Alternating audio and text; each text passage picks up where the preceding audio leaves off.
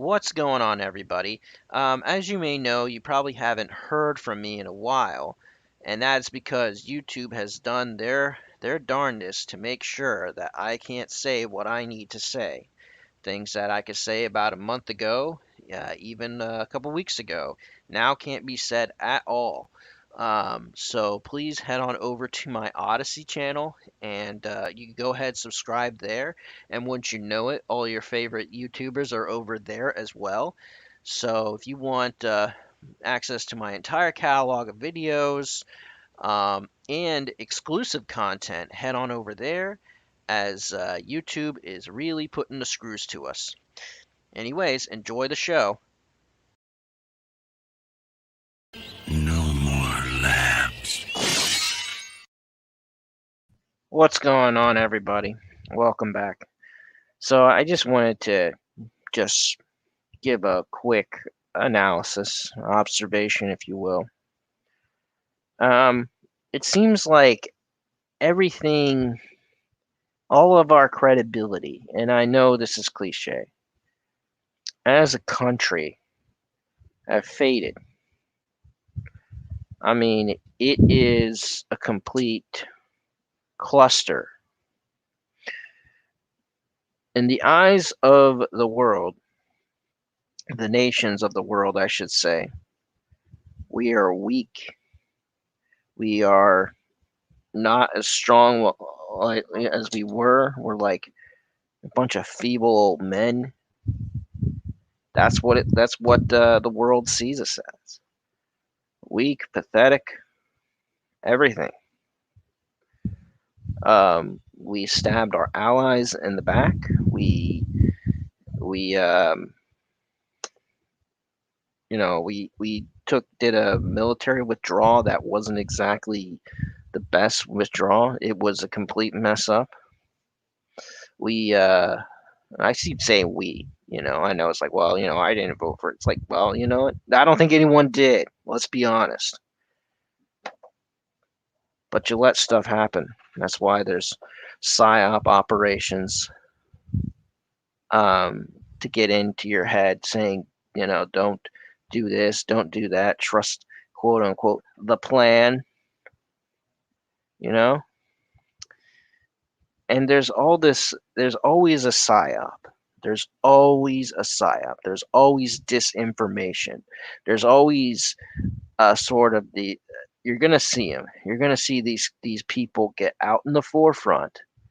The people that you quote unquote trusted, they're gonna get right to the edge, and then they're gonna steer you in another direction.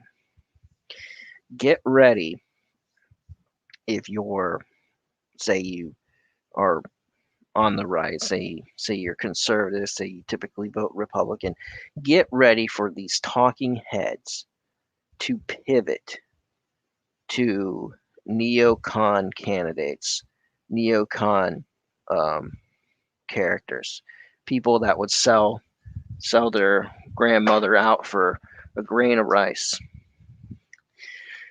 You're gonna see that.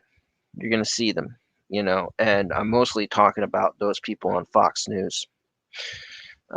Which, if you've known me for any bit of time, you've already known that. If you've known me for any bit of time, you know that, all these cable talking heads, infotainment, they're not to be trusted. They're just they're fed their talking points and the way they go. You're gonna see them start to turn on these other people. You're gonna see the pivot. You're gonna see this kind of, role. I mean, right now they're propping up the ones that are actually doing great in Congress and things like that, and like all the people trying to make a difference, just so they get the viewership. And then you're gonna see it. You're gonna see it come primary time in 2022 and again in 2024. If we last that long, let's be quite honest. Now, aside from the political psyop, from the false left-right paradigm, let's go ahead and move on to something else. Okay. Now we have this idea that we could take something experimental. I've heard I've heard people come out with case studies that They theorize that this thing may kill people within a few years of taking it. So there's that. And you want to sit there and be afraid with your tail tucked in between your legs. If you want to sit there with your tail tucked in between your legs and afraid of this magical phantom, this thing that could kill us, and no, yeah, I know it's taken people, and it was, was created. No more labs. Exactly, no more labs. So because of those labs, I got a call yesterday. Got a call from my dad, and the guy that owned and operated the pizza shop that where I grew up, and he's had the best pie in town, the best pizza in town. He died because of that silly little low main strain, we'll call it. Now, whether he actually contracted it, or whether he got the poke, or whether he was around someone who got the poke, that's what happens. You're around someone who got the poke, and that's what happens. So now we have that, and we're gonna sit there with our tail tucked between our legs, afraid to come out of afraid of our own shadow, afraid of getting close to people, afraid. And if we're that afraid, maybe we do deserve to get railroaded and our country decimated and society plunged into chaos. Now, here's the thing: divide and conquer is the name of the game. And right now, you have these people that if they didn't have this, they would not be able to impose such a massive mandate on society. This fear is a powerful weapon they have, and anything short of alien invasion, they probably would not have been able to stoke the flames of this fear without this, about making this thing the way it was. So if it was like one of those things where it was kind of ignored a little bit, if the symptoms weren't so severe of this thing, then I don't think that they would have got what they wanted. But let's take a look at the stats. Um, 99.9% survivability rate if you contract it, and a 1% chance of you contracting it. So those are very, very slim numbers, okay? And I want you to take that into consideration. And right now in Australia, because they gave up their guns, they are in full lockdown mode because one person caught COVID after opening things up. They went ahead. They of course they use this excuse. They go ahead and they you can't leave within 5 kilometers of your house unless you're going to work.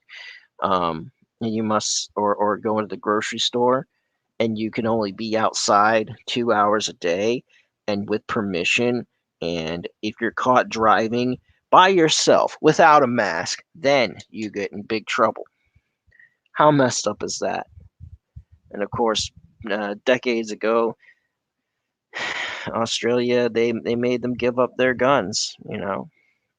So I have this other theory that let's take a look at who is imposing these tyrannical lockdowns and crackdowns. They drew the short straw. Let's take a look at that. They all drew the short straw because hey, when do you get to be president? When do you get to be prime minister? When do you get to be um, general secretary or whatever?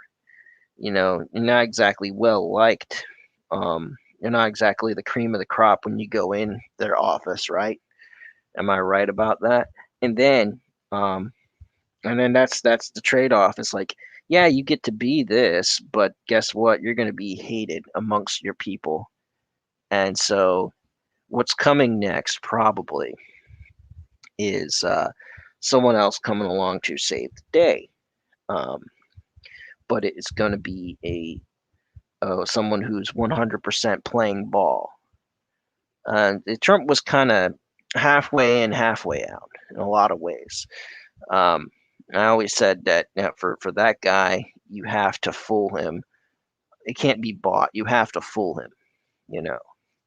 And I think that he can be threatened, and I think he was threatened, um, and I think on a scale that he hasn't seen before. Once he entered the world of politics, he just didn't. Um, what's the word? He didn't expect it to be that ruthless, right? So this is where we're at right now, everybody. We are at the point where you're gonna have. Let's take a look at Australia, and that's a free world country. Now it isn't. Okay, United States, supposedly a free world country. Now we're going to see it's going to be different in the United States because you have all these different states with all these different governors, and some will, some won't. Uh, so you can look at things like a possible civil war. Um, I don't know if that's going to happen.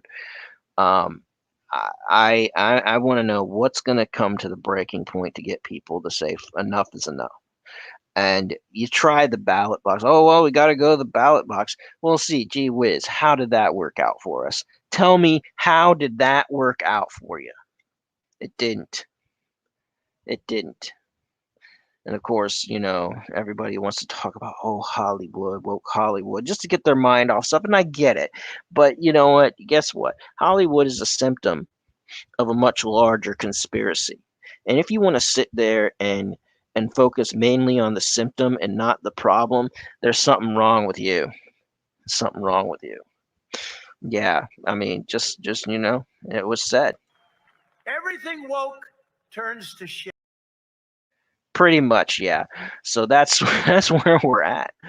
Um, so I implore you, it is your job as an individual, as a head of household, even as a member of a household, it is your job to find things out for yourself, research them, look at people that have done the studies and are being shut out, shunned, and getting death threats.